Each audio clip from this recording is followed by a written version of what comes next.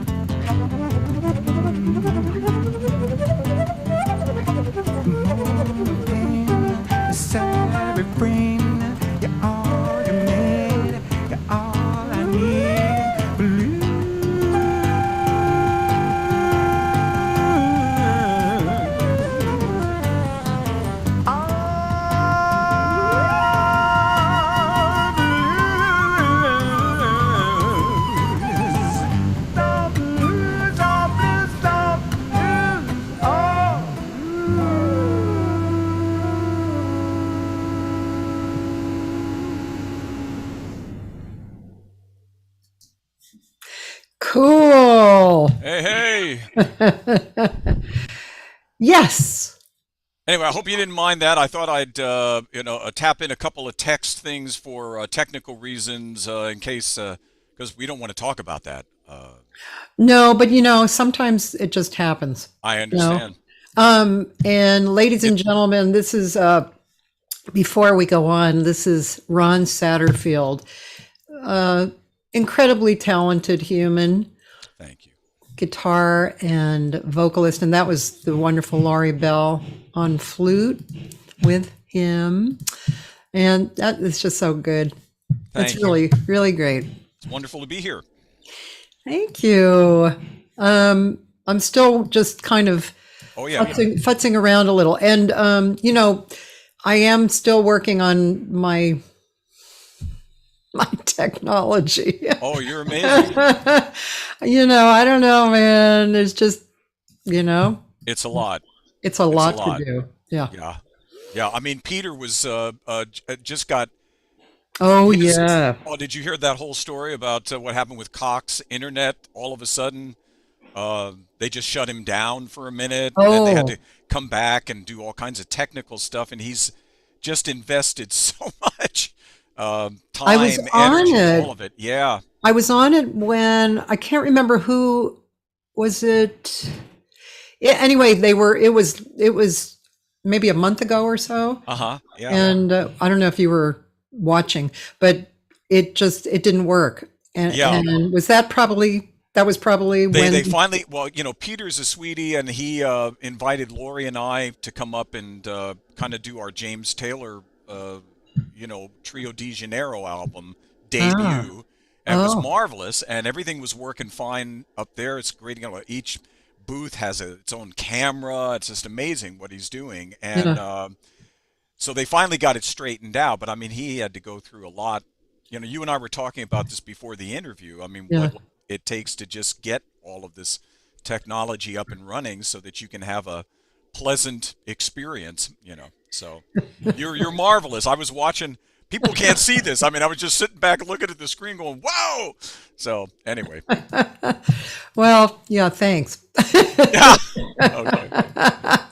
I mean, I have definitely learned, Oh yeah. and I like to call it jury rigging, because Yeah. Yeah. I've always been very good at jury rigging. It's like, okay, I have to do this, and I don't really know how to do it the right way, so I'll just do it the way it works. Yeah. Always used to say I have enough knowledge to be dangerous. So, Yeah. yeah. Yeah. So anyway. So Ron Satterfield, I mean, I've known you for a while, and I've just always thought, wow, what an incredible talent you are. And I mean, we don't know each other well, and so I'm really looking forward to knowing more about you and how you developed into such a great player and singer. I Oh, thank mean, you. I mean, you're really spectacular. Oh, thank you. Thank you. So I mean, did you grow up here, or what was your upbringing like? Okay, so I am a New York native, although some people will say that Long Island is not technically New York. I mean, Lori's great because she's from Brooklyn. That's like serious New York. But you say Uh, Little Neck, Long Island, and people go, "Well, that's not really New York, is it?" It's kind of on the fringe. But anyway, but yeah. I mean, do you want to hear the whole gory story or just yes, I do, and I just do want to say Tamir yeah. Hendelman is listening, and Oh, Laurie God Bell. bless. All right. So both Great. of them are listening, and hi. Yeah, they're getting ready for their Toby. big show tomorrow. I'm really looking forward to Yeah, that. me Yeah, too. yeah, yeah. I'm Music of very Dave much. McKay and Bill Evans, and Yeah. wow, just going to be great. But yeah, I mean, Oh yeah, tell me the gory story. the gory story. Okay. So apparently, according to my mother, at around 3 years of age, I started singing Oh, out of nowhere. And the huh. thing that impressed everybody, I guess, more than anything else, was that I was singing in tune. Uh-huh. Okay. Yeah, And that would be impressive. well, yeah, and was able to pick out things and whatnot. And my brother John, at the time, had a kind of like a folk trio that they used to get together and do Kingston Trio and Peter, Paul and Mary and Bob Dylan and all of the above at that point in time. Yeah, And yeah. I just started wandering in the room and started singing along and then jumping into harmonies. And I don't know what I'm doing, but my brother John said, "Well, you are welcome, and come on in and start singing." And so that was kind of the beginnings. And then around 7 years of age, my mother came to me and she said, "Okay, this is where it stops. Um, Pick an instrument because you're going to learn an instrument. You need to accompany your voice with something." Yeah. And so I picked guitar, and Okay.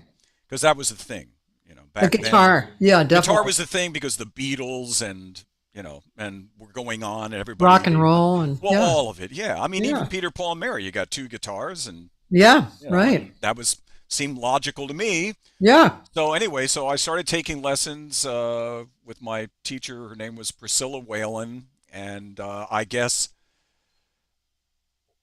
the gift started to show itself because I was surpassing lessons quickly. And before I knew it, my brother John was asking me to accompany him into Flushing, New York, to do some coffee houses and Ah, whatnot. So yeah. that was the beginning of that. My mother took me down to the hospital of rehabilitation, and I started playing guitar and singing for the soldiers in the wards and whatnot. And then so that was all I really remember of that time. And then my mother remarried, and off we went to California. And that was Oh. about 1970. So a big gap from 70 to How, 70 how back old then. were you? Then I was about 17, just getting ready to finish my last year of high school. Okay. And so I ended up at Mission Bay High in San Diego.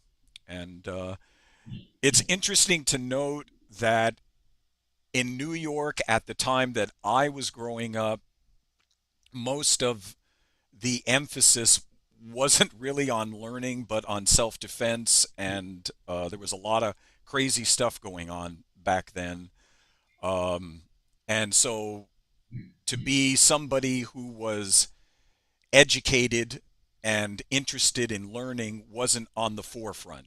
And so I basically was one of those C minus D students, at the time. And then I made the jump to California, and I got a taste at Mission Bay High. I met my high school teacher, Mike Smith, who's been just in my life ever since. I found a mentor, and all of a sudden, I was noticed, and uh, it changed everything. I was asked to start singing in some of the productions in high school. I even did a stage play. I did Neil Simon's, I gosh, I can't think of Plaza Suite, Hmm. stuff like that. So I mean, it was very strange to me to be recognized as anything, Yeah, yeah. and then of course, before I know it, a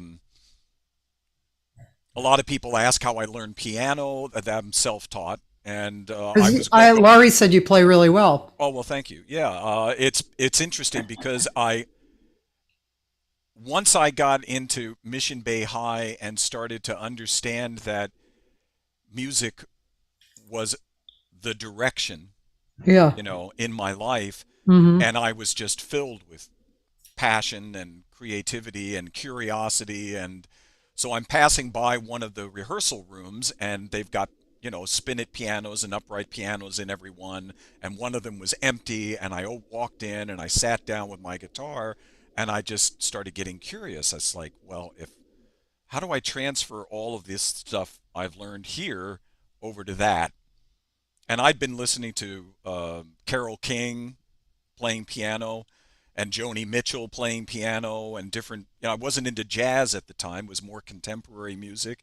And I started noticing that the left-hand approach was very simple. It was just root and fifth, and then they would start chording with their right hand. And this was all designed to create a rhythmic approach to the piano so that you could accompany yourself. So it was very, simplistic at first, but I started making the move. Any chord I could play on the guitar, I'd transfer over and start breaking it down, to left hand and right hand. Hmm. So anyway, that's yeah, Ah, yeah, that's yeah, cool. yeah. Um, yeah, I had a lot of similarities in my life, by the way. And you must be my age, 67. I'll be 68 this year. Yeah, Yeah. When? July 15th. Cool. I'm May 28th. All right. One of Well, my guests. neither one of us look it. Come on, Oh, of course. come One on. of my guests last week, I asked him, we were talking and I said, "Oh, I'm a Gemini." And he said, "Oh, me too." And I said, "When's your birthday?" Turns out his birthday was my birthday. Oh wow. Although he's a lot younger than I am, but I mean, you don't really you don't really find that all that much. It was funny. But yeah, and I grew up in that folk. Well, I had twin sisters who were older than me, and we Oh sang wow. together. One played piano, and we sang harmony, and got into the folk thing. Sure. Yeah. And we were also doing jazz because my dad was a sax player. But yeah, a lot of folk stuff, and Well, and I played guitar too. it's interesting because my father, Jack Satterfield, was uh, first trombonist with the New York Philharmonic, Oh, right? But yeah. apparently, I got born into a time where his alcoholism had taken over, so I never really got to know him. Ah, Never really. He was kind of out of the picture. That's why I brought up my brother John. He yeah. was kind of there with the musical stuff. And he was a Uh, bit older than you too, John. John, yeah, yeah, Yeah. yeah. So anyway, it was, but also, it was. I do have memories of my father. We would stay up late night and listen to him on the Bell Telephone Hour, Donald Voorhees Orchestra, and so that was kind of wild. There's Daddy. But as it's interesting because you would think that I I I was asked by him to sit down in a chair with a trombone mouthpiece and produce an embouchure, and I couldn't do it. And so, as my brother David said at that moment, a lot of, I guess this was like the test of the children. Uh, and we were all summarily dismissed. If we couldn't create an embouchure, that's all, you're done, goodbye. Yeah, so I'll see you at Christmas, but Oh. so Interesting. yeah, yeah. So then you grew up here, or in San Diego rather? Yeah, basically, yeah, that's where Yeah. things really started to take off. And then I was very, very blessed. I finished Mission Bay High, had a trio. Like I said, my high school teacher, Mike Smith, had helped me find a drummer and a bass player. And before I knew it, I was really starting to get into actual performance. Yeah. And then I went to, And you were singing all this time too, oh right? yes, oh Yeah. yeah, Yeah. yeah, and doing the usual emulations of anything contemporary. Yeah. Most of the focus at the time was on James Taylor, Uh-huh. and that was interesting because I had gotten turned on to James Taylor before I left New York. So when I came out to California, I had all this material Mm. that no one had actually heard yet, Huh. and so that was kind of a cool thing, Yeah. Yeah. Yeah. Yeah. But anyway, make a long story short, I went to Mesa College for about a year, and then out of nowhere, a friend of my mother's had some friends that were working at the Sheraton Harbor Island downtown in the upstairs Butterfield Stage Saloon, and I got an audition, and uh, and then I got the gig. So I was about 18 when that happened. And so here I am, green at 18. I didn't even know, I don't know what a PA system is, a microphone is. Um, I used to watch Andy Williams on TV and I thought, oh, that's what you should wear. So I'm wearing those sweater cutoffs because he always wore sweaters with a shirt I collar, remember that. combination. Yeah. Yeah, so Yeah. that's the attire. That's what you wear.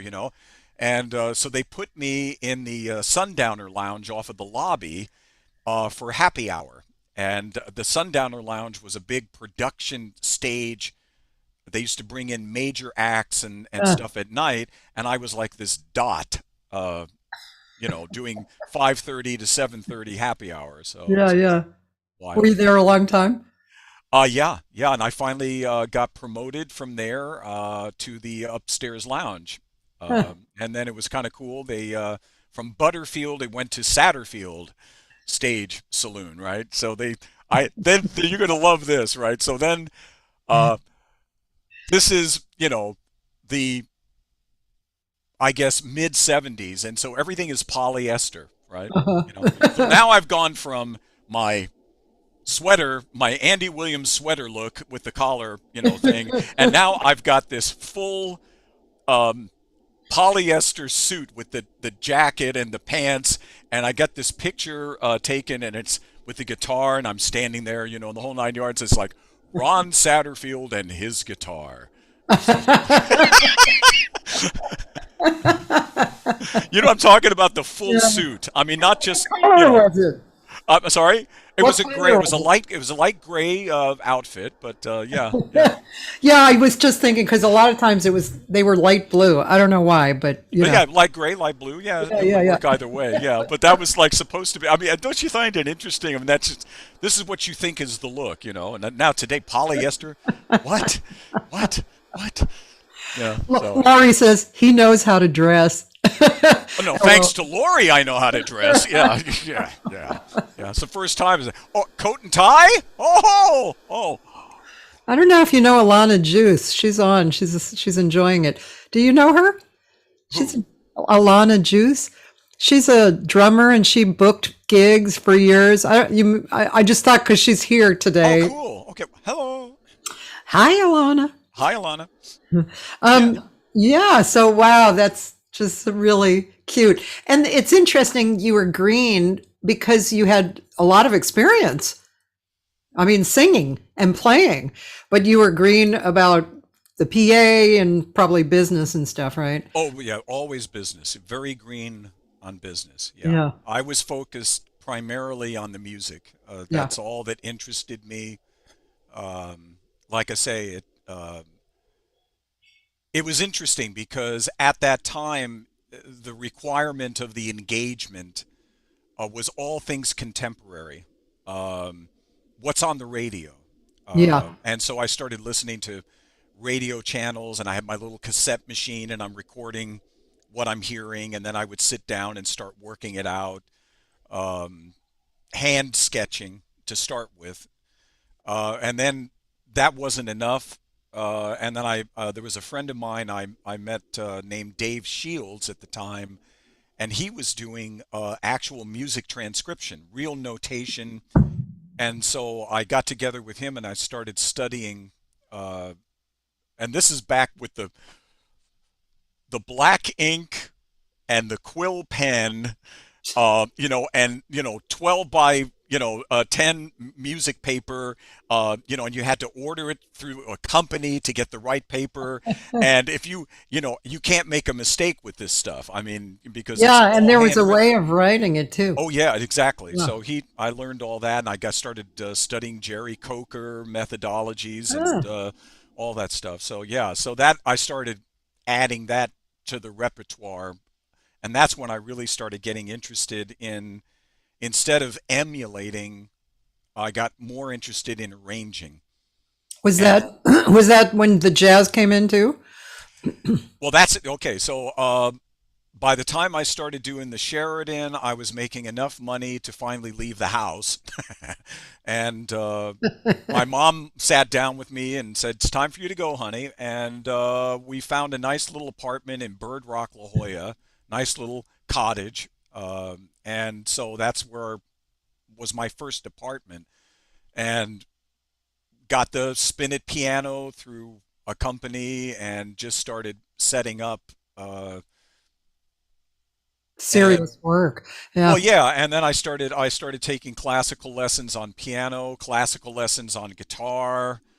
Um, Everything was about becoming the best I could be at that time and start to really understand the instruments. And it wasn't until I got into classical guitar that I started realizing the application. Because I know we're going to be talking about this, so I'm just prefacing. Yeah. the application of thumb and fingers on the guitar, Yeah. and that was when because I never gravitated towards becoming an instrumentalist. Everything was centered around the voice, but I liked a fat, full sound on my guitar. Yeah. So I was always interested in applications of how to separate using bass lines on the thumb and then chording and kicking with the right hand. I got all of that from classical.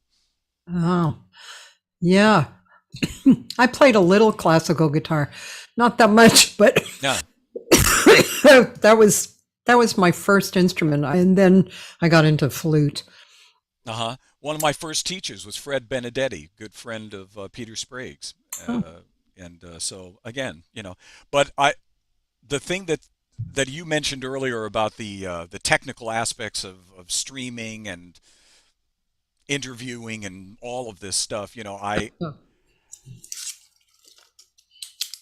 I have a tendency to get very, very interested and very, very scattered. I learn just enough to get me to the place I want to get to, and then my interest focuses to something else. So I had learned this part of the guitar, and I was comfortable, doing John Denver and all of the contemporary stuff at the time. yeah, Once I started shifting my attention to the piano, and I started going out into lounges in San Diego, I couldn't get in, but I could stand outside, yeah, and listen. And I spent all my time, because I lived in La Jolla, going down to a place called Chuck's Steakhouse, right off of Prospect Street. And that was like a jazz hub back then. yeah, And anybody and everybody in San Diego that was working there. And that was when I started getting turned on to a sax player named Joe Marillo. yeah, Okay. sure, And I'm standing out. Thank God they left the door open so I could hang out in the patio. yeah, And I started witnessing what the potentiality of an entire quartet could be yeah, like. yeah, And I was centering on piano at that uh-huh, point. So the guitar took a back seat, and I started pursuing, jazz at that point. I mean, I was still doing contemporary music for the gig because that's, like I say, the requirement of that. But the focus had shifted completely, yeah, you know, to that aspect of music. yeah. Yeah. Wow. Laurie is suggesting that we listen to I Had the Feeling I've Been Here Before, which I would love to hear. And I noticed that was on your Oh, list. cool. Thank you, Laura. So I'm going to do that. And I'm going to hold on, everybody. Look at her go.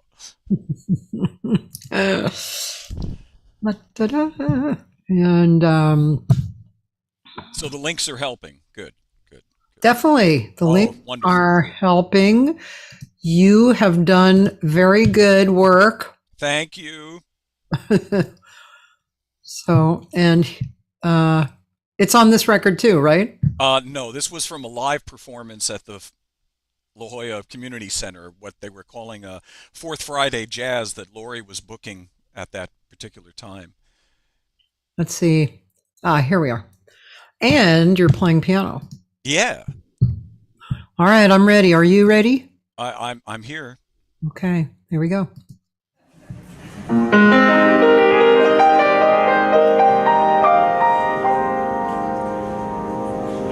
I have the feeling I've been here before.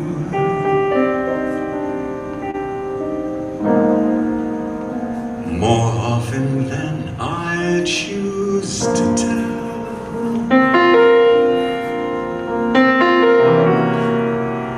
And though the view's been twice as clear before, by now I know it pretty well.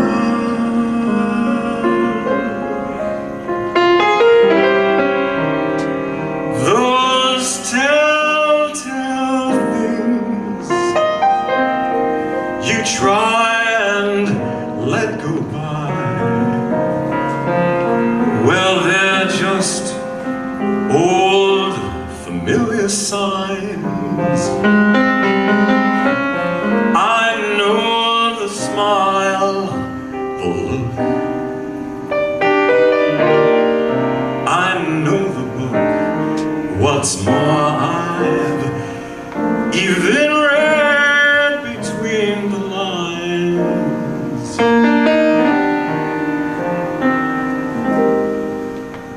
I've seen the summer turn to fall before the joke November makes of May.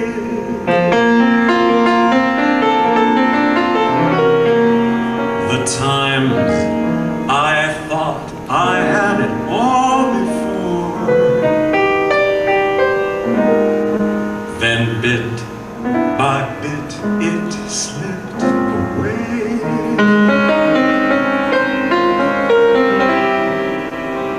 The losing side,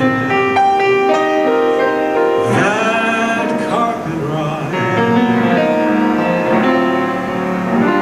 is always worth a try.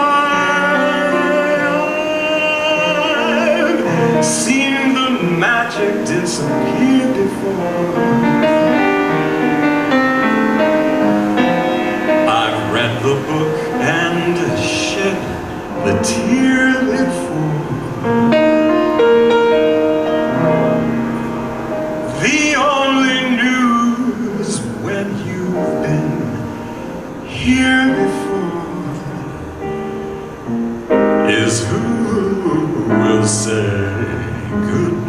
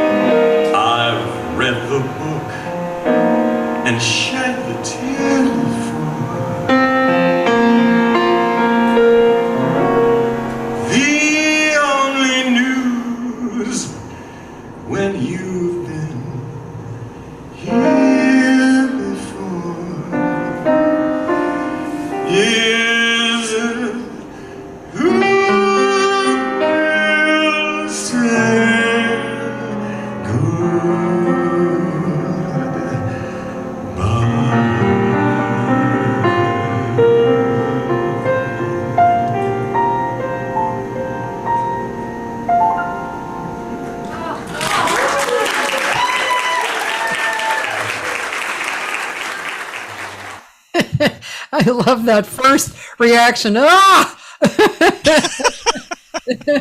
Oh Oh, that was great. That was really beautiful. That is Thank you. probably one of the best songs ever written, right? Oh yeah, yeah. Roger Kellaway, you can't go. But I mean, you could probably tell I stole most of what I was doing from Carmen McRae, No, because I don't think so, because that really, was the first time I heard that song with Carmen. I'll oh never yeah, forget it because the last line, when I heard the last the last line, the only the only thing when you've been here before is who will say goodbye. Just exactly. totally slaughtered me. It was Oh like, yeah, ah. yeah. And actually, she inflection, she did like, who will say goodbye? I mean, she just and everything stopped so that she had it, and it's just that whole scale. I mean, that who will say. I mean, just right down to the meat of the register, and then she stops.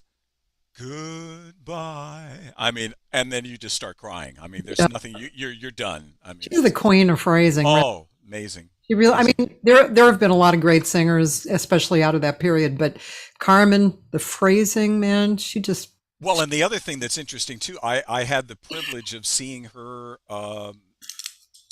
play piano as well. oh, me too. Oh Yeah. yeah, and Yeah.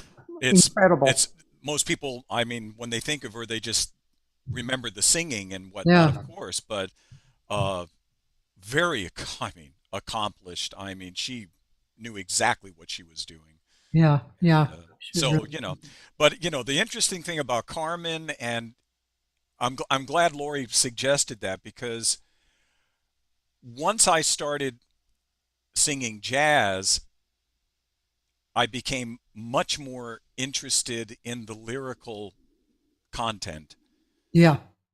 And that was when I got turned on, because I mean, I kind of grew up with Frank Sinatra and swing, and that was marvelous and all that. And there was a lot to be learned uh, with phrasing and time and all that.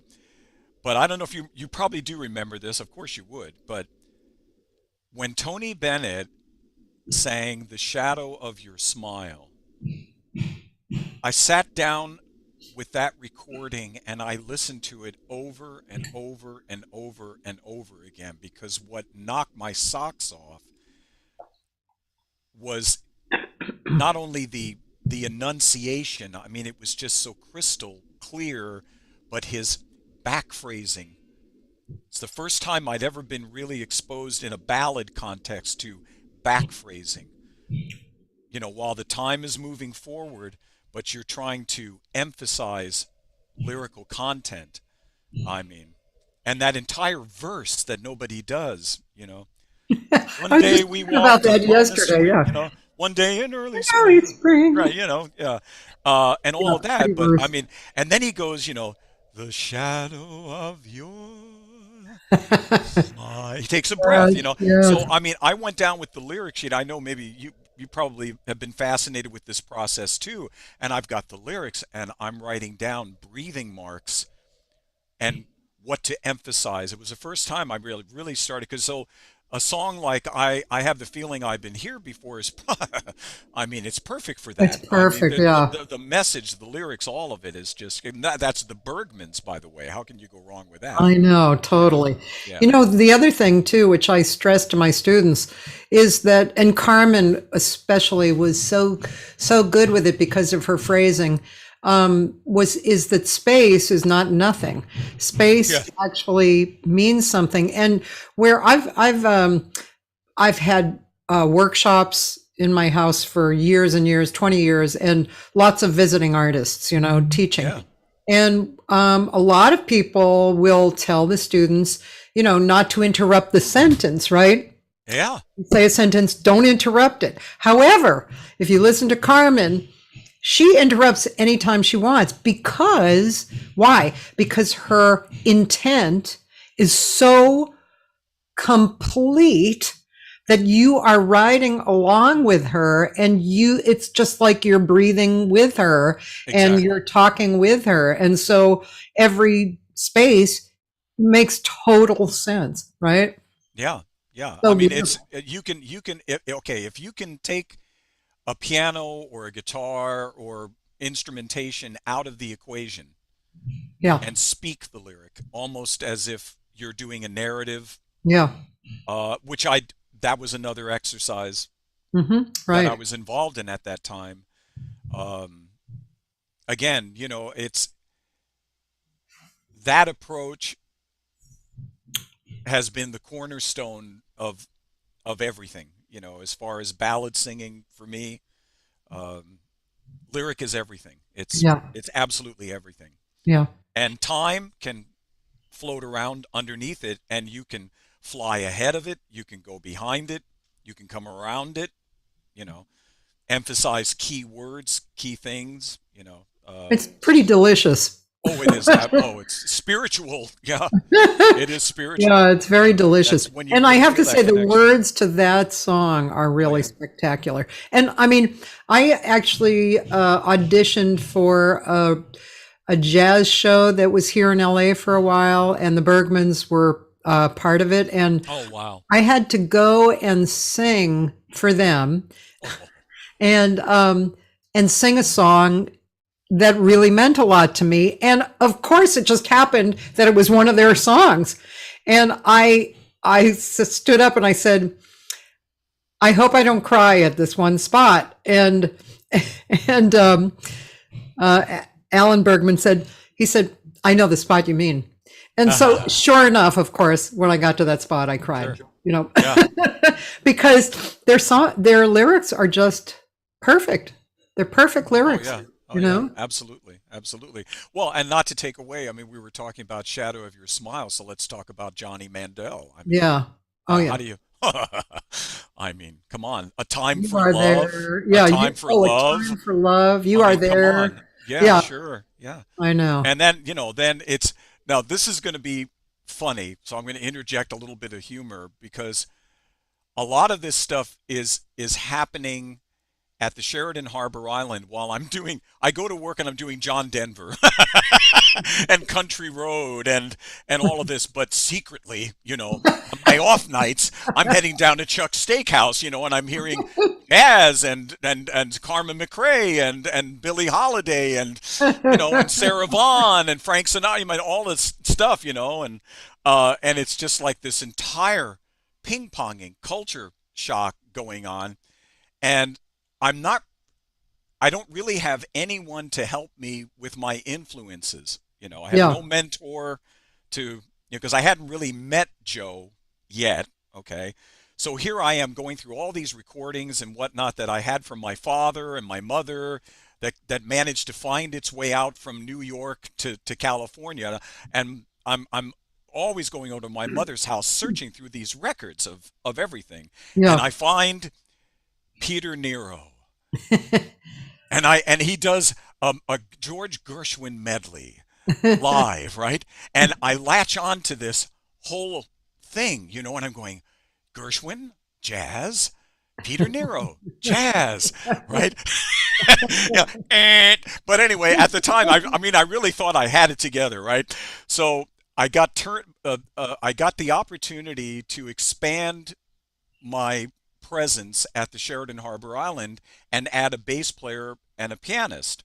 And so I got together for a rehearsal with them, and I made a mistake. I brought over the Peter Nero thing, and I was thinking about medleys for the first time, and we could do this, and anyway, so I'm sitting in this, room with the pianist was Bobby Morris at the time, brilliant Oh pianist, yeah. yeah, Yeah. and then the singer was Manzo Hill, anyway, and so we're sitting there going, and I go, you guys have got to hear this. You've just absolutely got to hear this.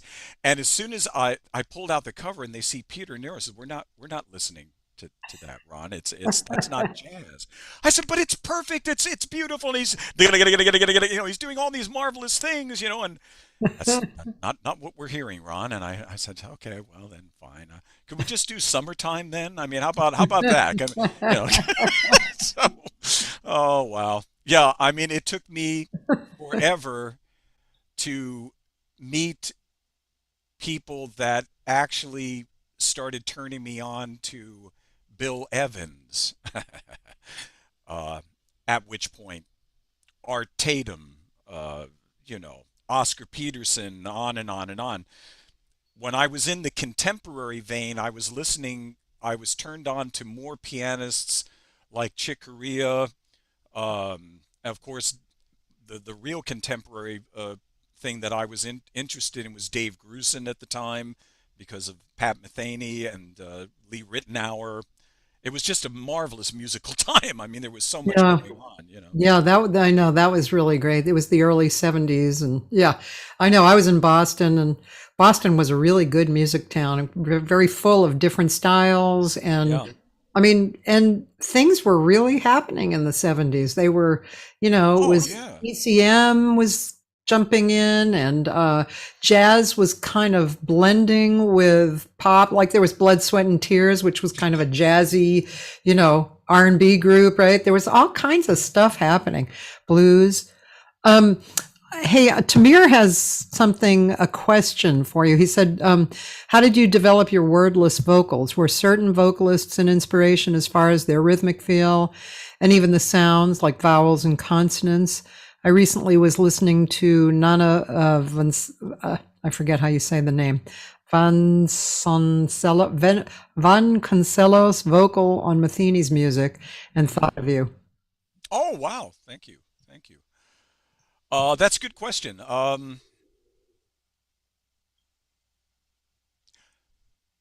Again, once the jazz influence started to enter my life, when I finally started getting led to people who could steer me away from Peter Nero, uh, and then of course it became I started listening, of course, to Ella Fitzgerald, and that type of scat singing. Of course, Mel Torme was doing it too. Bop oriented.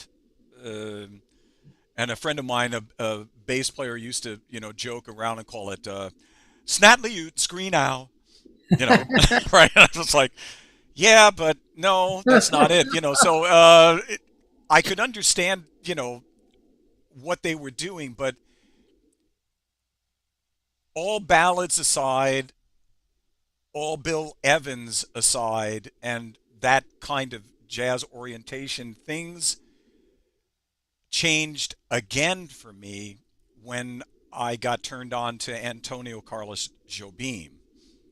And once that happened, and it affected everything, the guitar changed immediately.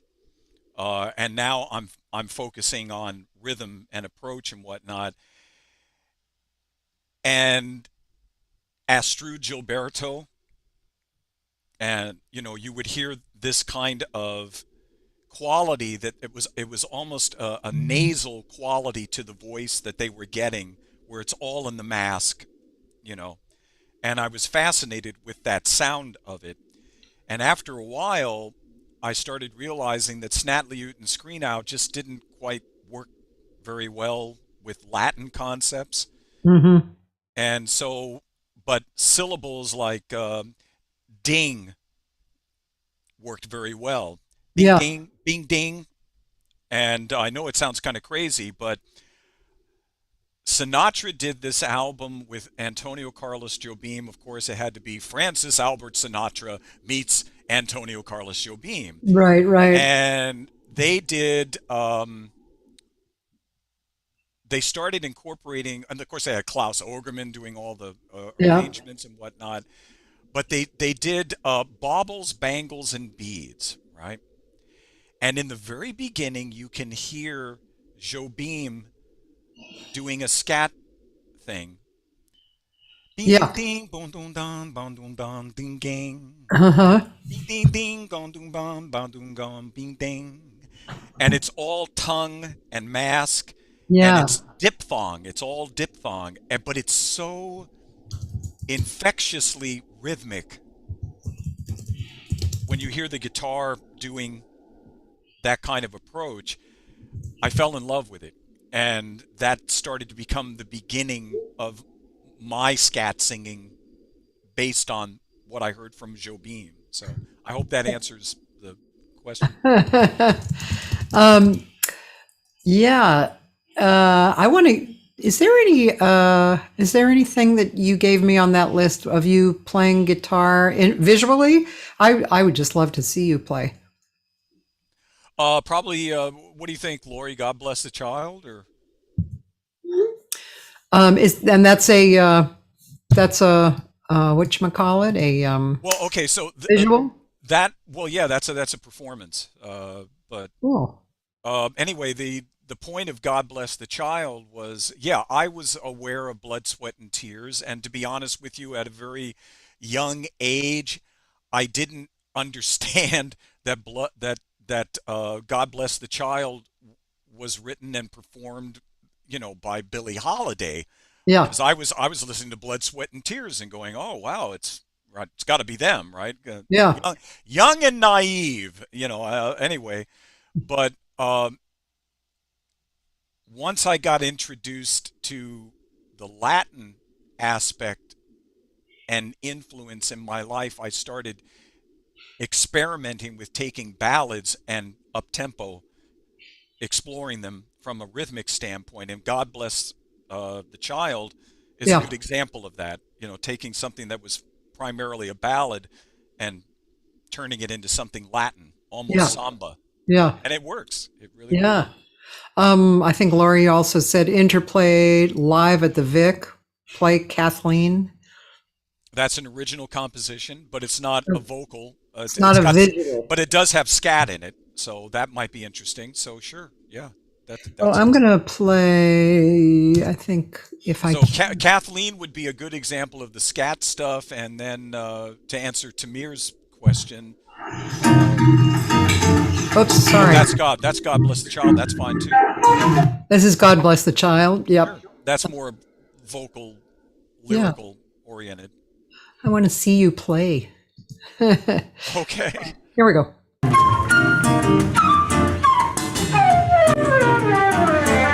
Them nights got shocking, them nights not shadows. So the Bible says, and it still is true. Mama, yeah, Papa, yeah. God bless the child that's got his own, that's got his own. And the strong seem to get on while we once paid. Empty pockets don't ever make the grade. Mama, Papa, God bless the child that's got his own, that's got his own.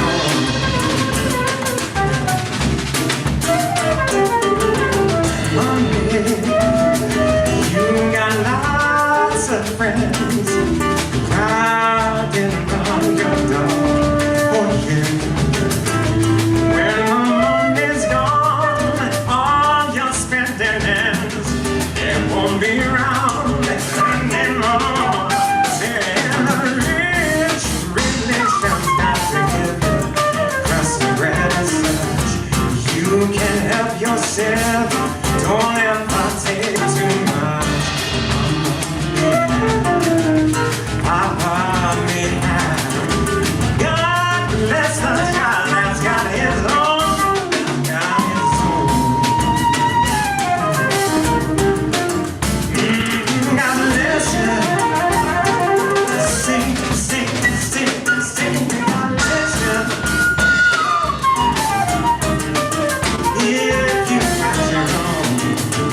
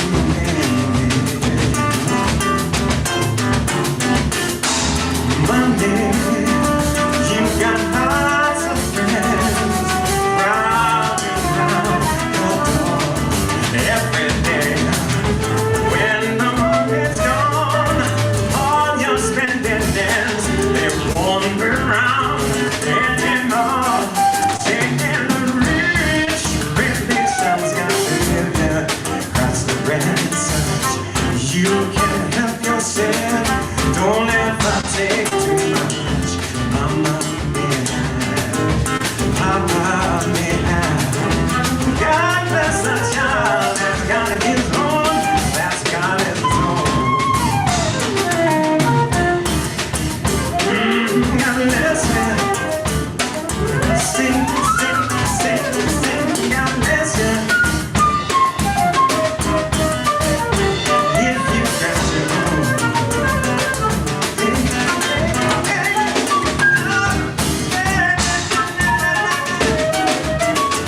Oh, God bless him.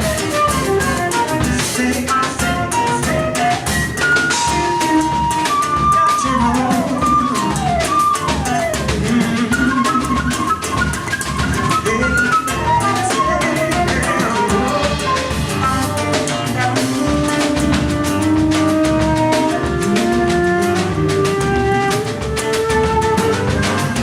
God bless the child. God bless the child. If you got your own. Oh, if you got your own. Oh, God bless the child. Bless the child. Bless the child. Bless the child.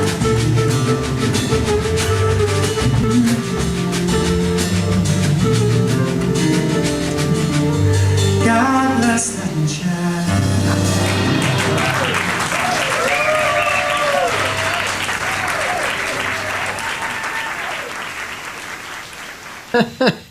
Holy moly. One never knows Do where one. the music goes. Right? Man, that is some hot stuff. Thank you. Really great. Just incredible. If I could play guitar like that, I'd die and go to heaven. And also, I have taken a lesson from Laurie, I don't know if she told you, on flute, which I really have not taken a lesson since college. I still can get a sound, and I have an okay embouchure. Yeah, it's great to actually take a lesson.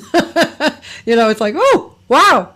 Oh, back in the day, when I first met Lori, she sat me down and introduced me to the flute, and I failed again.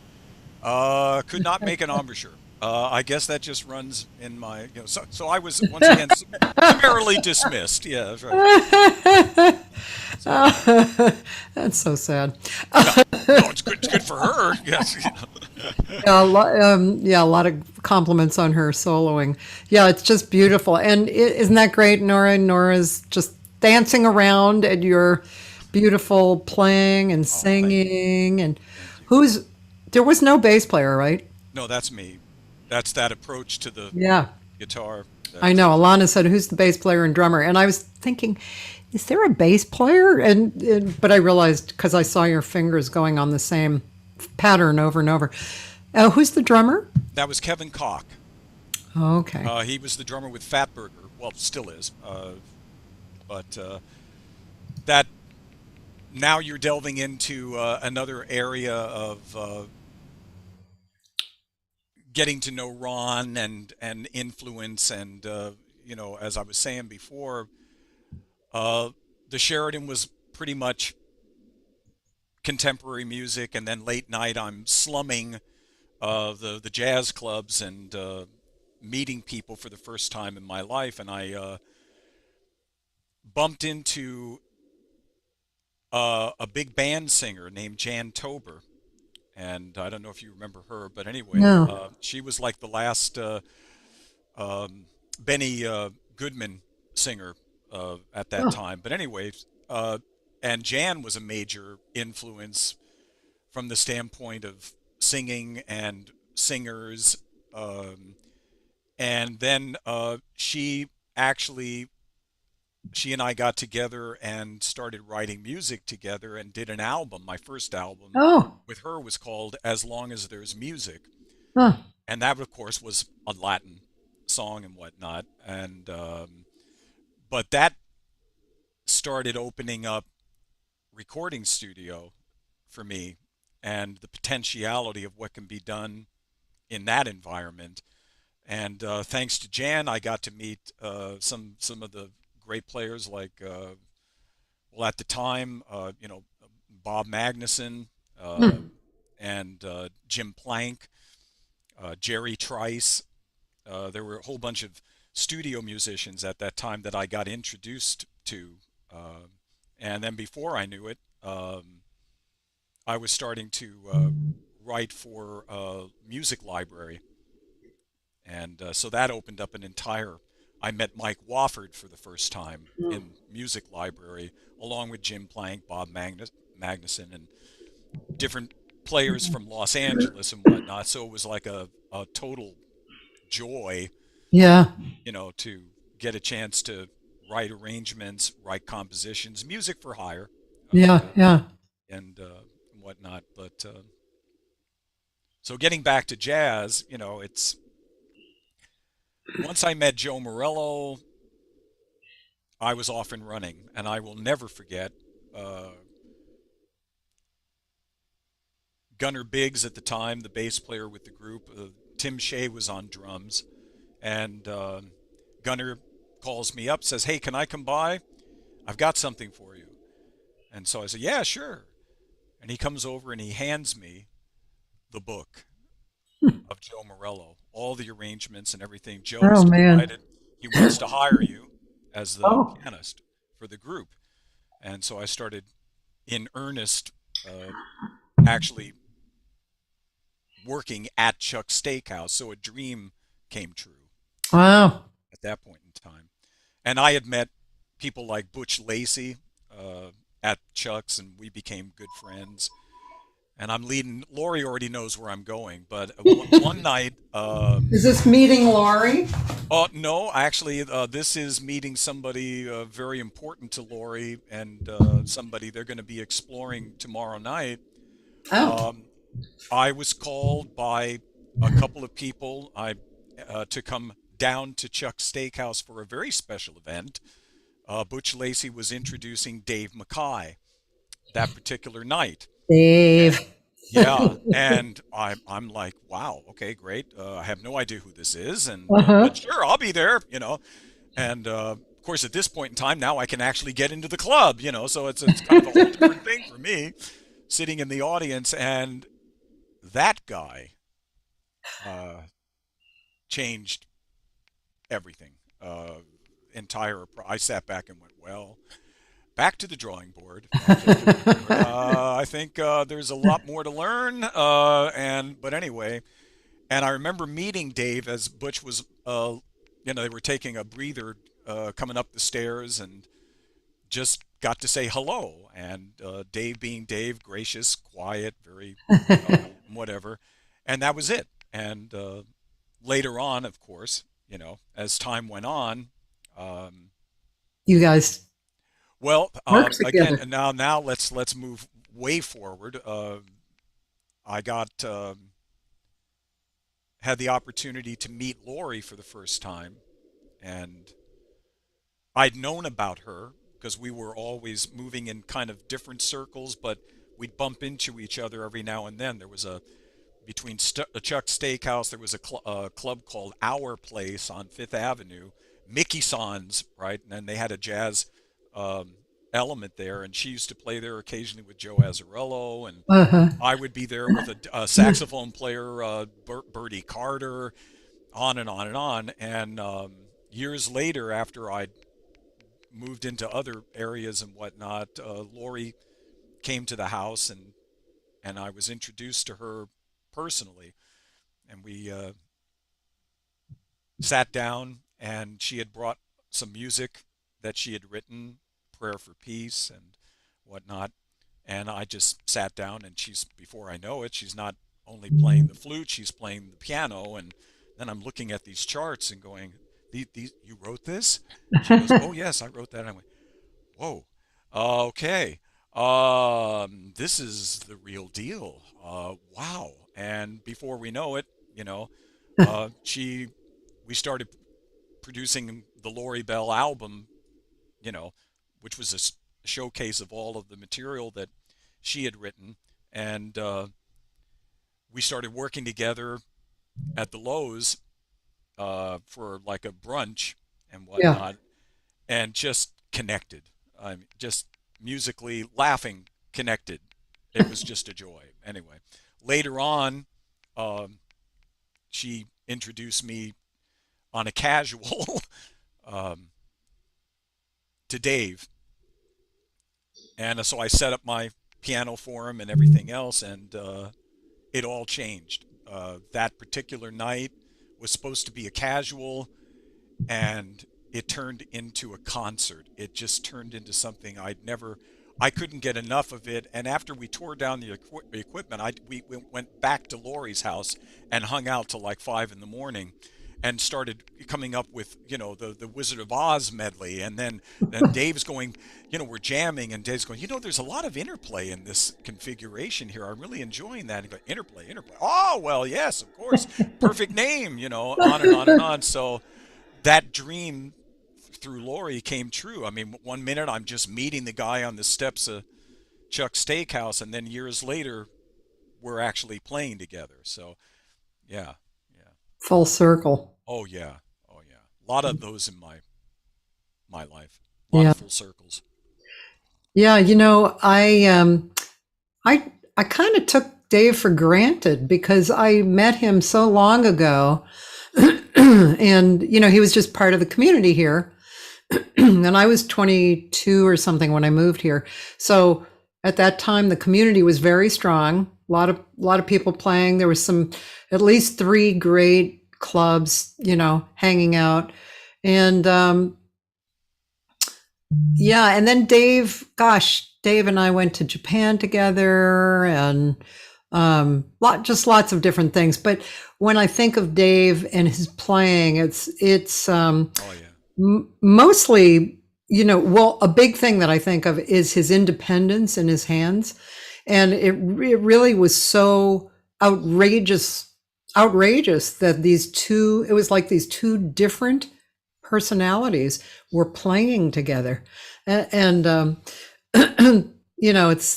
it's just hard not to think of Dave and the space that his music took up, Oh huge yeah. Oh, yeah. space. Well, I mean, it's just you sit back, and as I Dave helped me to finally understand that the role I was playing in the group, because at first my time was unsettled and my passion would get the best of me, and then I would start to speed up.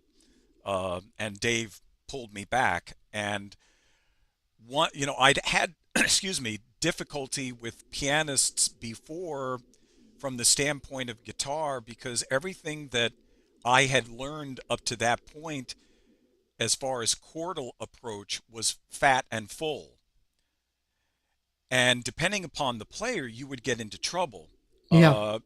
If I was playing a C minor 9 or whatever, but mainly from the standpoint of, I know Tamir will know what I'm talking about here as far as dominant chords.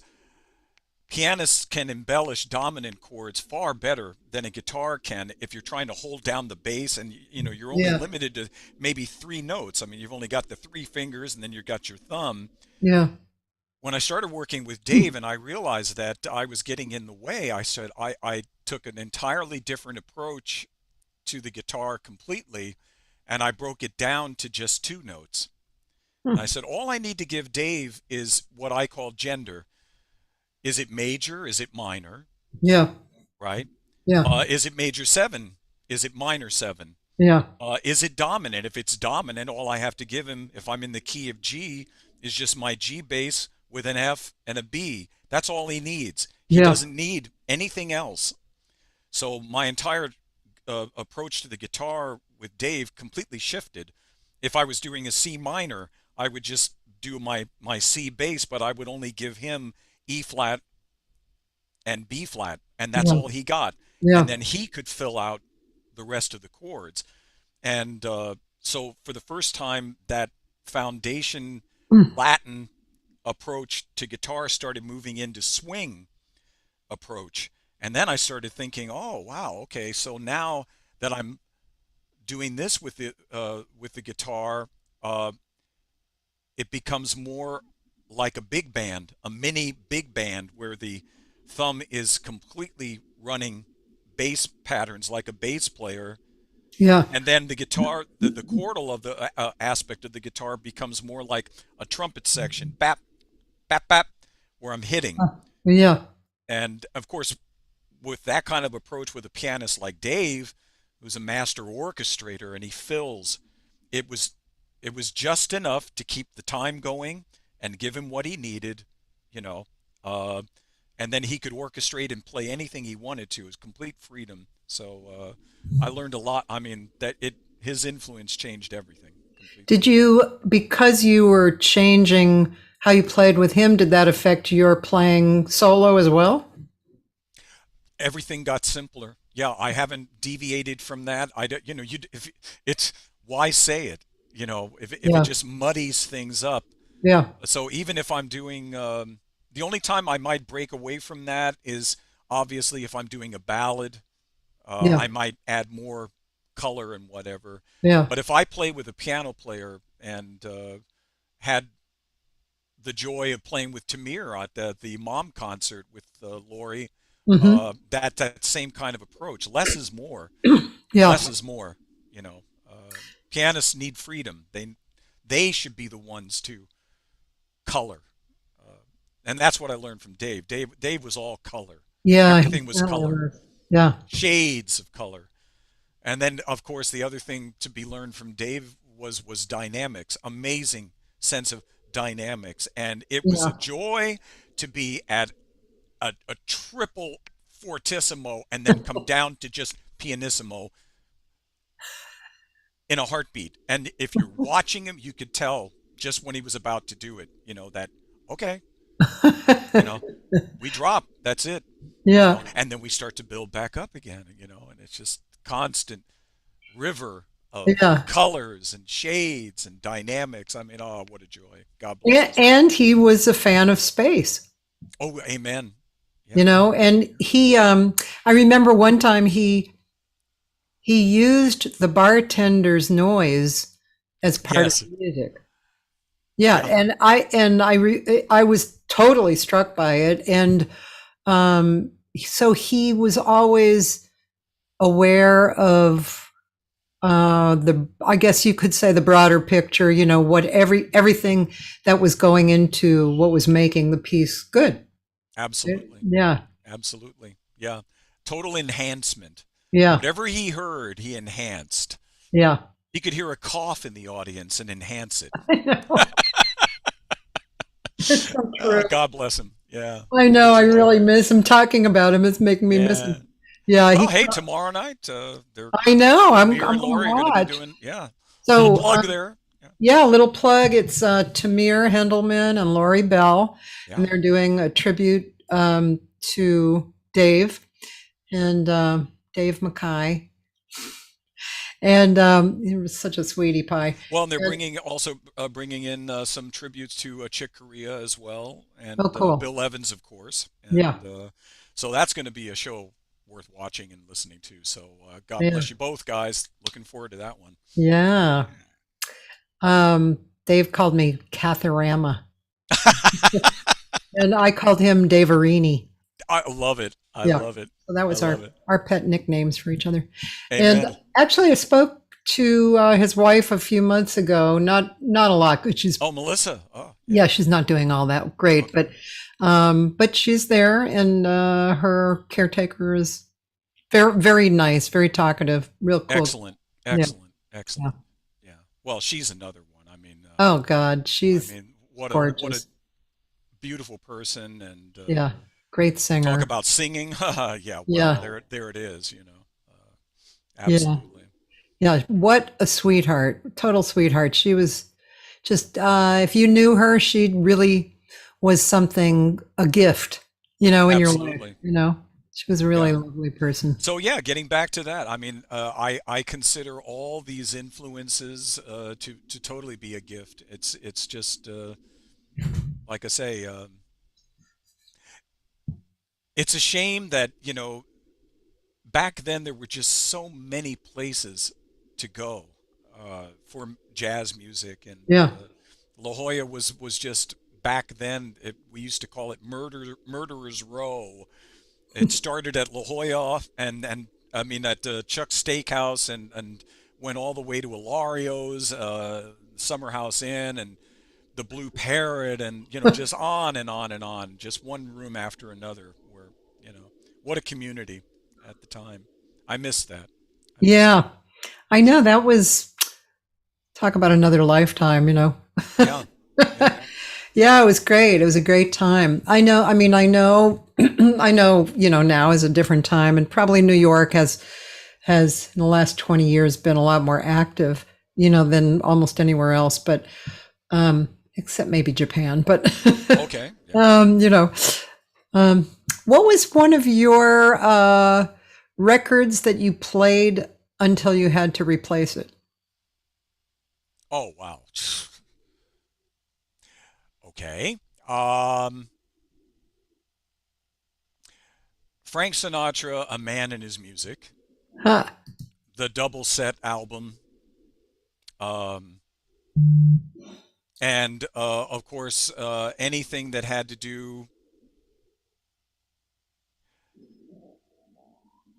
with Tony Bennett or Jabim, uh, myriad of different albums. But I'm trying to think where to lead with that as far as the contemporary. Well, I mean, what comes to mind is we were talking about this earlier was the Jazz Crusaders. Okay. Okay, and then when I got turned on to Joe Sample and his style of, which was all single note, lots of amazing melodic phrases but very simplistic in its style, and then I think, see, you have to remember back in the 80s, there was a musical movement going on called New Age Yeah, music sure. and eclectic music. They used to try to get that word. It never quite worked. Eclectic. Everybody was like, but anyway, but New Age, and that opened up an entire area of composition for me. I met a friend of mine from Mesa College named John Slavicek, and we got together and started going into the studio and exploring. Back then, I mean, it was Peter Sprague, um, Duncan Moore, John Leftwich, all of these players that I'd met in jazz. We started gravitating into the studio, and back then, I mean, it was like everybody. I was talking with Lori about this the other day. It was such a marvelous time because everybody was trying to connect, Hmm. and groups would be forming everywhere. As soon as somebody would feel a connection, let's put a group together, and then more pictures and albums and this, that, and the other. It was a marvelous time. So myself and John, there was a studio called Soundtrack Studio in Claremont, and we got together with Peter and John Leftwich and Duncan and John Rekovics and Trip Sprague, on and on and on. And Kevin Quayle, I'd met Kevin through Joe Marillo. He was a trombone player. And we all came in and started bringing in compositions and just started recording just to see what would Ah, happen and whatnot. yeah, yeah. And what was interesting was John and I, well, Peter took his compositions and broke away into what he wanted to do, Yeah. because it was all free. And then John and I took our compositions and moved into a different direction. And then before I knew it, John took those demos and managed to get them to Chip Davis at the American Gramophone label. You might know Chip Davis from, Mannheim Steamroller, does all that Christmas music and stuff. Yeah. That was the beginning of a group with John called Checkfield. Oh, And we did 4 albums for American really? Gramophone. Wow. Grammy nominated. That was when I first started going to the Wow. Grammys. These are all That's compositions. amazing. Yeah, we had like Through the Lens, our second album. We were up against Best Recorded Album against Steve Winwood. Right now, Steve won, of course, because that was That was when he was doing higher, Higher give love. me the higher love and all that. Yeah. And it's like, you can't, that's it. But we went to the Grammys anyway. So yeah, so that was kind of cool. But yeah, Wow. whole different area, you know. Wow, that's amazing. I didn't know that. I'm Yeah. pretty good friends with John, but I guess you guys never came up in conversation. John. Leftwich. Oh yeah, yeah. Now John, we did the Joe Marillo live at Ilario's album together. Ah. And that again was an interesting experience because I called on John Archer. He changed his name to Archer because nobody could pronounce Slavichek. And this is hilarious because here we are at Ilario's on the top floor, and we've got Duncan Moore on drums and John Leftwich on bass, myself on keyboard, Kevin Quayle on trombone, and Joe Marillo. And John rented a 8-track machine, and they gave him a suite below the. So we're running wires off the balcony Oh my downstairs God. and managed to capture it. Yeah, but so. But anyway, make a long story short, it was like I say, that connection at that time to all these amazing musicians all circulating around. Nathan East was part of the Huh. community at that time, and Yeah. we kept seeing these people at network studios, always bumping around and stuff. So for me, that was pretty much the highlight of the what do you call it, composition phase Yeah. of my life. It was all new age oriented. Mine, like I say, the Dave Grusin oriented, Joe Sample oriented. Everything was blues and approaches. I mean, Jazz Crusaders, that was the first group I ever heard doing a Carole King song, so far away in a more contemporary, Uh, you know, c- capacity. So, yeah. yeah, they were so good. Oh, yeah. They were really good. Yeah, when I first came here, I worked as a waitress at Dante's Oh, for, wow. Okay. and Joe Sample used to come in there all the time. But that was the last, probably the last great time of Dante's. But anyway, yeah, Joe was really cool guy, great player. Wow, what a beautiful player. Oh, yeah. That was a really nice group, and that was when the baked potato was really happening too. Um, great period of time for that as well. Well, Um, yeah. I mean, and then, you get introduced to different people, and I met Kevyn Lettau at Chuck's Steakhouse. oh, Okay. cool. And here we go again. Let's form a group, and before I know it, she and I got together, started doing insane vocal work together, exploring Stevie Wonder and all the contemporary songs at the time, and did a quickie cassette called Just Friends. I wish I still had that, but Uh, yeah, yeah. So Kevin, wow. again, another influence. And then in the bio, like Kevin introduced me to John Beasley, her boyfriend at the time, and we were doing some music. And then they had an opportunity. They were looking for a James Taylor sound-alike. So John Beasley was doing the music for the James Missioner's Space mini series at Paramount Studios. Is Ron, why don't you come up and do Sweet Baby James? So I got my first taste of that. It was kind of wild. That's interesting. Yeah. Because a lot of people have thought of always connected my type of voice in a contemporary fashion to either James James Taylor. Taylor or Al Jarreau or that kind of stuff. Yeah, So yeah. yeah. So, so in the past 5, 10 years, what have you been doing with yourself musically? Again, I'm proud to say that this is my 10th year of sobriety. Okay, and I went into the Salvation Army program in 2011 and invested 2 years. And then Lori and I reconnected in 2013 and started, working together again. Lori's been a major influence in my life. I mean, when you go through alcoholism and the beat down and the humiliation of all of it, it's difficult to rise again, Yeah. as it were. And Lori was there to help me get back onto stage and whatnot. So, and that, pretty much all the links, you can see that. I mean, when I was actually doing the research on the bio, because I hadn't sat down and done that before, I was looking at Google searches and all that, and it was just like, wow, Lori and I are all over the place. This is marvelous. Wow, I had Mm.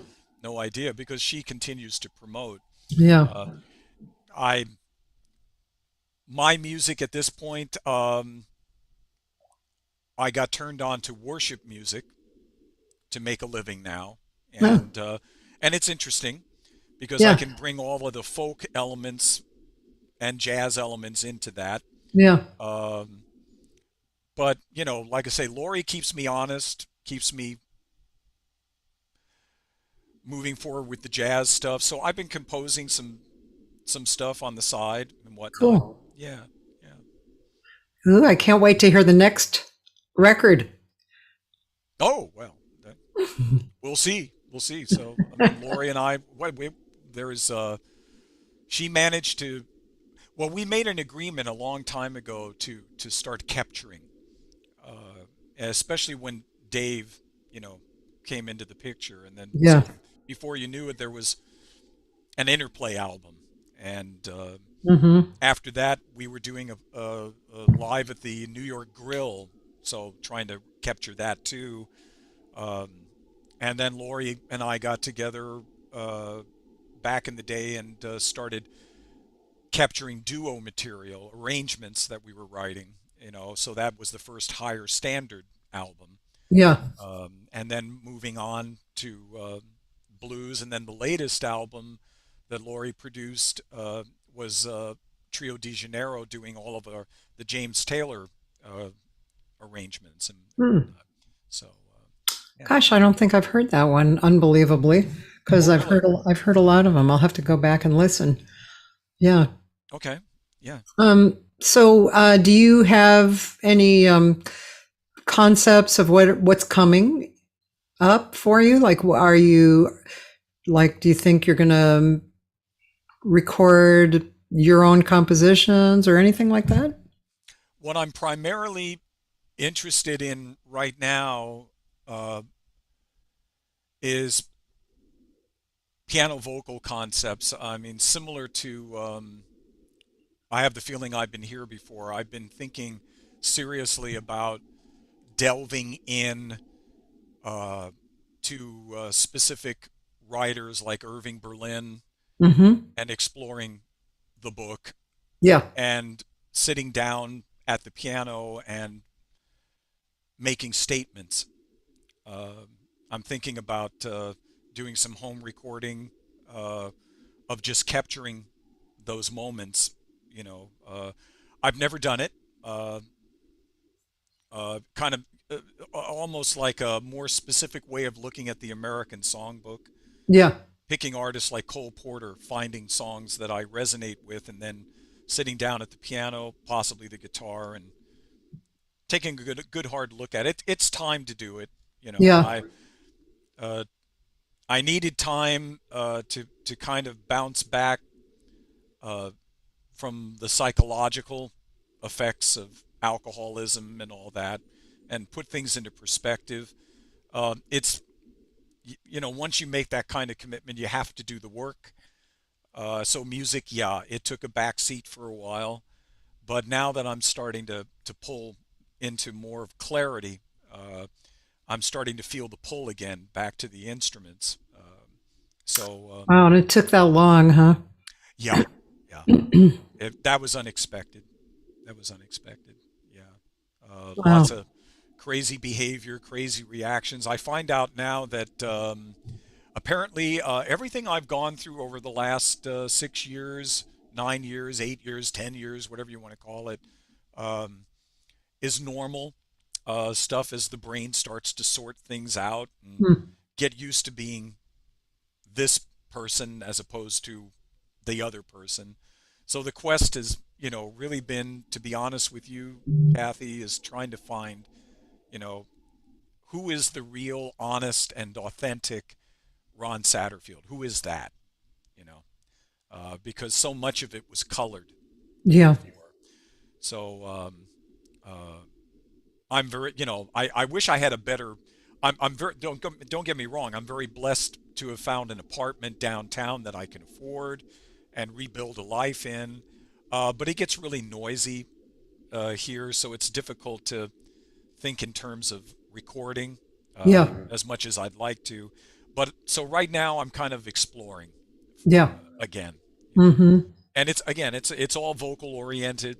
It's piano oriented mostly. I was messing around. Check this out.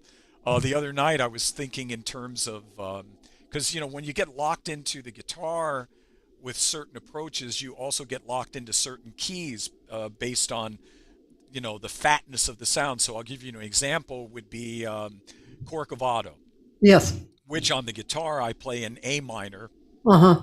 or A minor 6. Well, so I go over to the keyboard a couple of nights ago. I even called Lori about it, and I was sitting down just playing in that tonality, and I was like, it, and I was trying to sing. It feels low. It doesn't quite feel right. And so I said, well, why don't we try it on C minor 6? So Yeah. I'm moving up there, and now the tonality's changed. And Tamir can verify this, because this is the beautiful thing about the piano. Once you start moving into different key centers and the colors start to change and things vibrate differently, and then the voice takes on an entirely different character. So I sat down and I was going, what if I did Corcovado C minor and did it almost like a ballad approach, no time at all, and just really state the lyrics, because they're beautiful lyrics. Beautiful. Yeah. Yeah, and it was working. And so I started thinking, okay, well then maybe we could start looking at Irving Berlin and start looking at Cole Porter and start finding, or maybe other songs of Joe Beam, and start to come up with that kind of an approach, to it. So I'll keep you posted. Cool. Yeah. Yeah.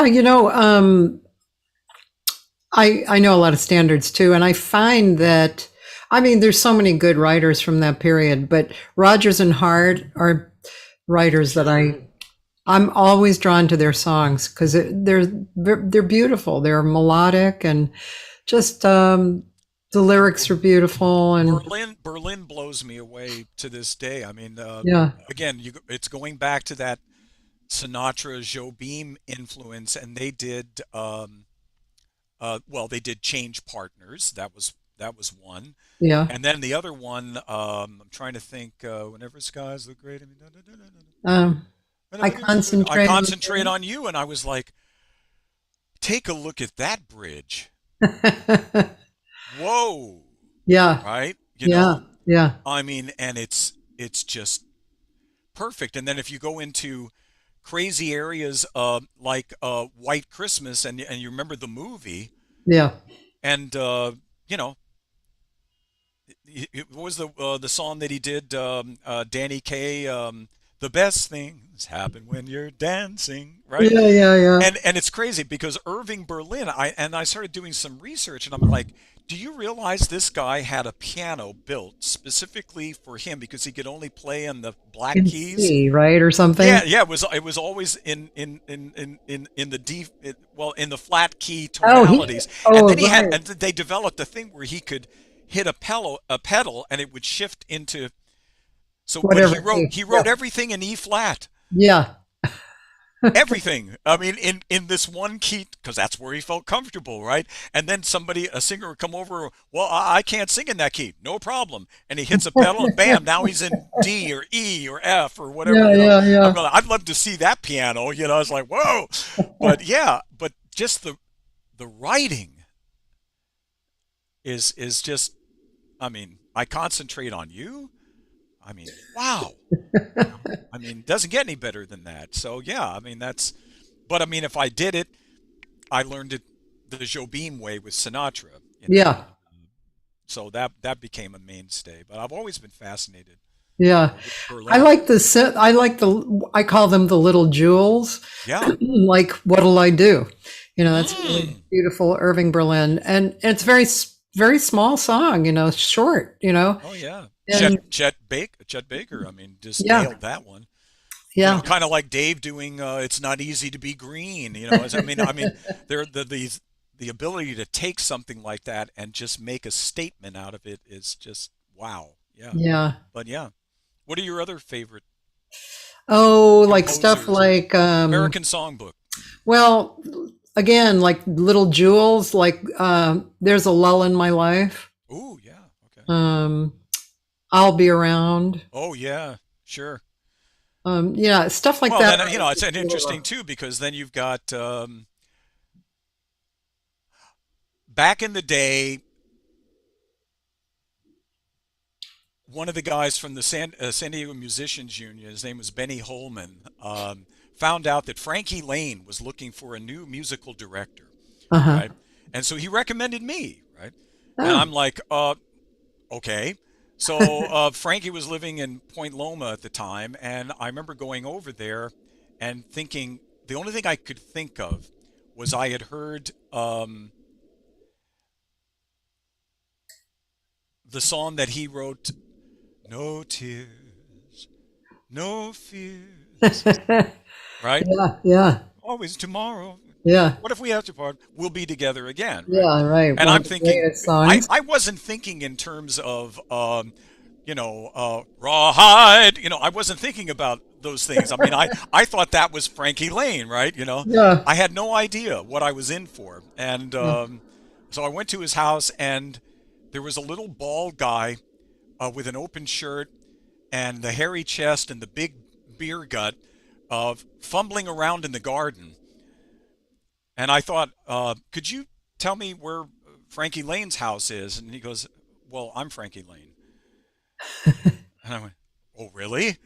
No toupee. I mean, I didn't realize that this was a whole thing. I mean, when he becomes Frankie Lane, he's got the hair, he's got and so it was wild. I mean, I realized right then and there that this wasn't going to be a good fit because, it's like, what do you mean it's rawhide and this is the music you want conducted and what happened to We'll Be Together Again? It's like, okay, thank you, but no. Anyway, I suppose I missed a major opportunity in life, but again, there's that song again. So Little Jewels, like you say. Yeah, Some Other Time. Sure. I mean, That's just another one. Yeah. just those beautiful, beautiful songs. Probably all the songs that Bill Evans and Tony Bennett played together. Oh, that changed. Yeah. Yeah, that really, if you were a singer, that was like one of your Bible songs. Absolutely. Yeah, really Yeah, and beautiful. I did that at the Fourth Friday too, some other time, and that's another piano thing. So like you say, these days, yeah. I mean, as far as what I'm working on alone, late night when it finally does quiet down here, is primarily Little Jewels. That's very good. Maybe I'll you might have to call your attorneys on that one. Ron Satterfield, Okay. Little Jewels. Okay, no, I don't think so. But anyway, Ah, yeah, that's all right. That's all yeah. right. I played and made and recorded with several solo, as duos. Duos was a big thing for me for a long Sure. time. I recorded with Joe Diorio, who Oh you yes, know yeah. of, great guitarist, and Ted Green, and Okay. also um, ah,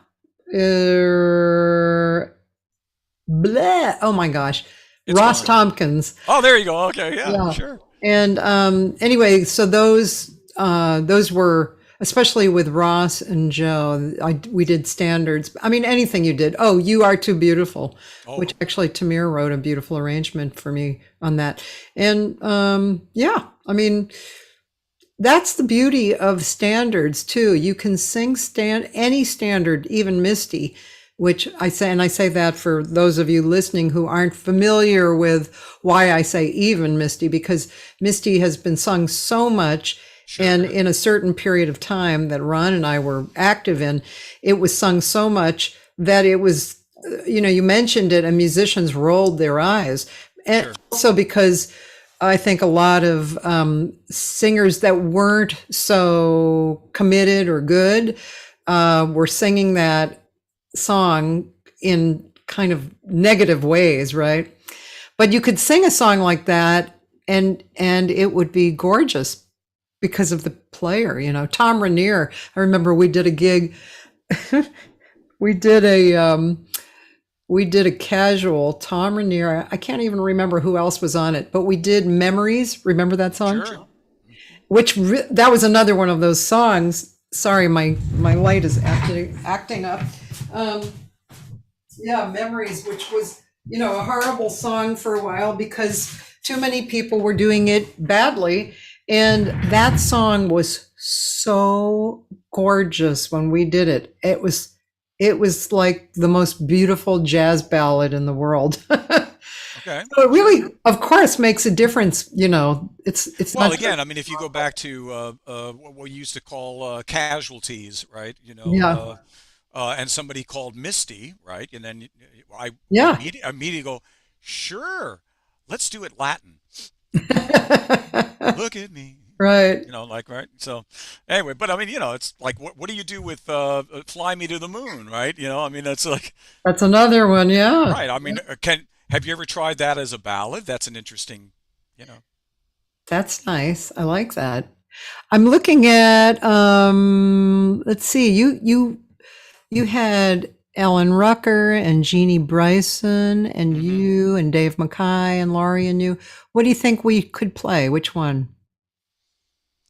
Oh gosh. Well, I know Lori wanted to explore the Kathleen thing with Dave, so maybe. Oh, and you also have one with Josh Nelson. Yeah, that's an original.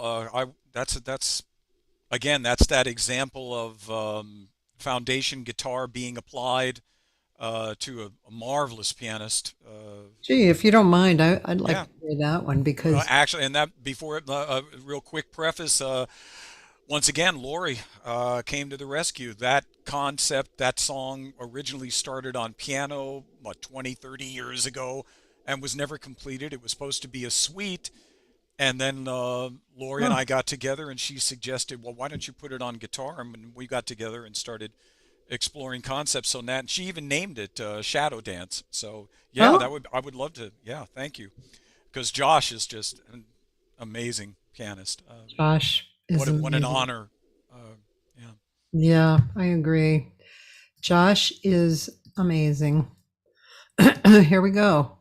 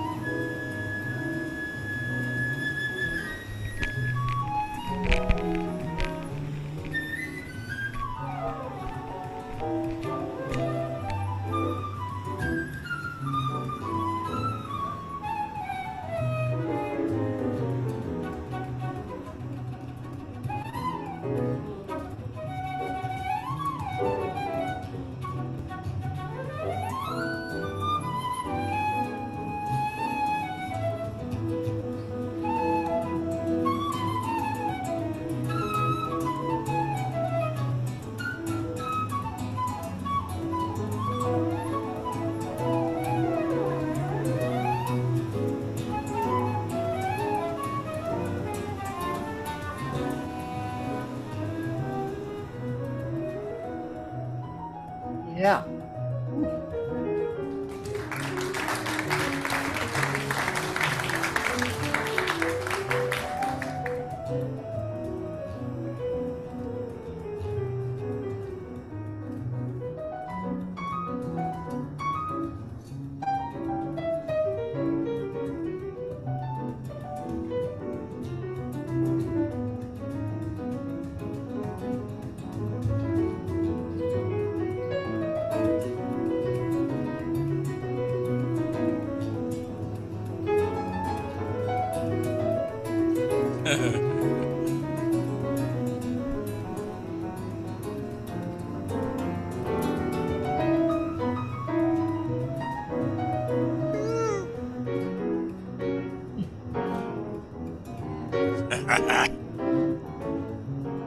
Oh yeah.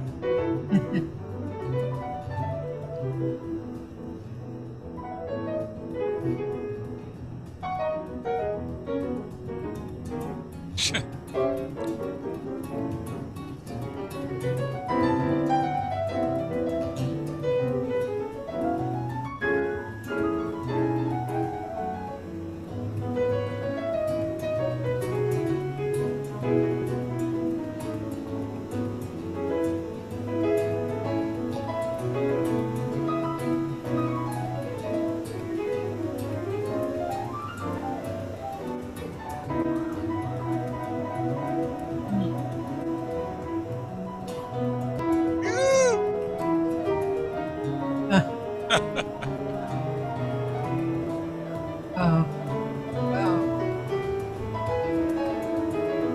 Woo.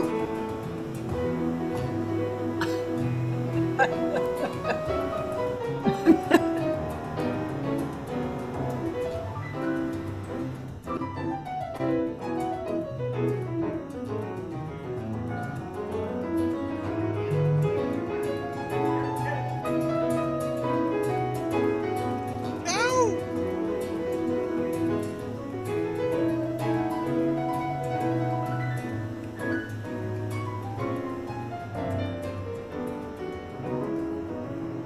Oh, yeah. Watch out.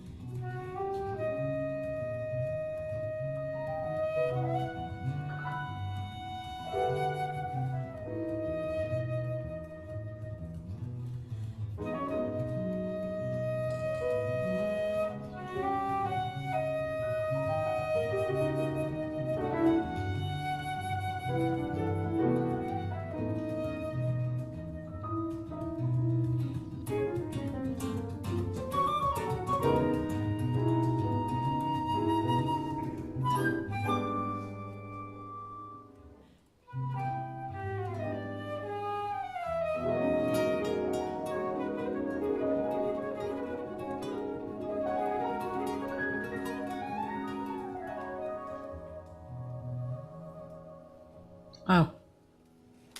Yeah.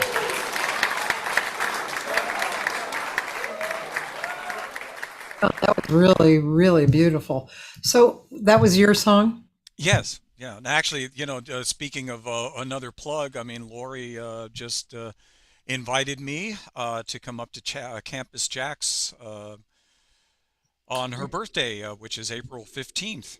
And I will get a chance to sit in and experience Josh again. I can't wait. It's just such an honor and a privilege. Yeah. Yeah, he's a really beautiful. I'm gonna send you a recording that I made last year, a year before Oh, with please. Yeah. Josh and Larry Coons. Oh, wow. Okay. It was a beautiful project. I really loved it. Amen. Yeah. Boy, just that was really beautiful. Thank you. Wow, the three of you are so outstanding, and how you how you were reacting to Josh's solo was fantastic. Oh, I love it. I love it. I love it. You know, just the connection was immediate with that guy. Oh yeah, Absolutely immediate with that guy. He is just so warm and fuzzy and all the good stuff. Like I said, you know, and you're dancing the tango with him. You know, I yeah, mean, you can't help but dance. You know, yeah, but you know, interesting from the guitar standpoint, it's in a groove like that, a six Latin groove, the thing that's so marvelous about being in that role of foundation while Josh is obviously doing what he's doing is I can explore those wonderful root 5/9, root 5/10, uh, which is almost Jaco Pastorius oriented, that entire approach, you know, as if the guitar is a bass, you know, and where you've got that freedom because the piano's filling out the spectrum, so you can just boom, beam, beam, be doom, beam, beam, right? You know, so yeah, gorgeous. Yeah, and I noticed actually. I mean, I've noticed this before. I just hadn't put it into words until I read what Tamir wrote. But your yeah, singing in this was like the Pat Metheny singer. You know, definitely. There's a style of that singing, and it's not. I mean, it's one of your styles of singing, right? hmm Because when you sang, I had the feeling I've been here before. That was a very different kind of a well, style. that's lyrical, yeah, sure, but I Yeah. mean, like I say, my philosophy on scat singing is far more diphthong. It's chapeau day day. It's got lots of days and ways and bing ding bong bing ding dong dings and dongs and things of that nature. Yeah. But in that five category, you know, I like to I like little snippets of melodic phrases, that little things, you know, some and then I'll hold it. You know, things like that. Yeah. So yeah, so the diphthong works. Can you imagine in a five groove going sabu badu ba beep bo da? You know, I no, that's just not no. Sounds like me. Fly me to the moon, ba doo bop bop bop. No, it doesn't work for me. So if I went fly me to the moon, shabba doo be ba doo ba da ba doo ba da. So if I was doing scat on a swing thing, it would be more like bops and baps and Yeah. you know instead of boos. I mean, Yeah. I never could understand that. Boo. Yeah, I mean, as far Boo as the a dude. Yeah. syllable, you know, ba ba doo bop, almost like a trumpet section works better for me. Those kind of Yeah. you know, well, you know, like Lori and I are going to be exploring groove and high, you know, at Campus Jacks, and so you got sing da be da bo do ba da ba da ba da do be da ba dee da bo dee da bo do ba da ba da ba da do be da. So you get bays and ways, Yeah. and Yeah. that works better for me. You know, Yeah. Yeah. I don't know why. Yeah. Well, it's an interesting. I mean, I always get asked about that as a teacher. Always. I mean, people are always saying, "What words do I use?" You know.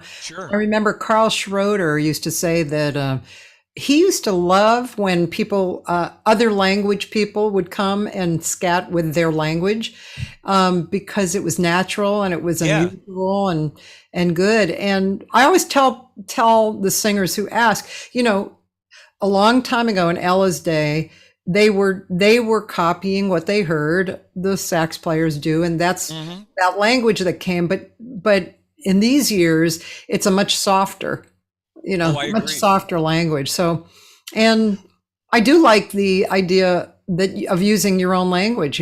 Why Oh not? yeah. Well, again, I mean, if as Tamir was saying, I mean, I guess the closest thing you could say to my choices of syllables or diphthong or whatever is Portuguese. Yeah. It comes closer to the Portuguese language, Yeah. based upon listening to Gilberto and Yeah. Yeah. you know, um, or Javon for that matter. I mean, Laurie did an entire Javon album with Tamir, and amazing. Sitting down and thinking about how do you take vocals and translating, because that's very complex stuff, to flute and make that transition. So studying Javon for a while was an amazing opportunity. He's an amazing artist. Oh yeah, to listen to that guy. Yeah, sure. Wow. Yeah, Yeah, you can see like shows that he's done, live shows. sure. He's nonstop for 2 hours. Oh yeah. Yeah, he was just and such a brilliant writer and stuff. Well, you know what? I know. Can you believe it? It's been 2 hours. We're not done yet. No, we're going to stay on for another 3. Yeah, really not done yet. But anyway, but this was great. It was thank really you. great, and now I'm even more impressed with you. Oh, thank you. Yeah, I mean, you've done so much work, dedicated work to this over the years, and it's just really amazing what you have accomplished and who you are, and just wonderful.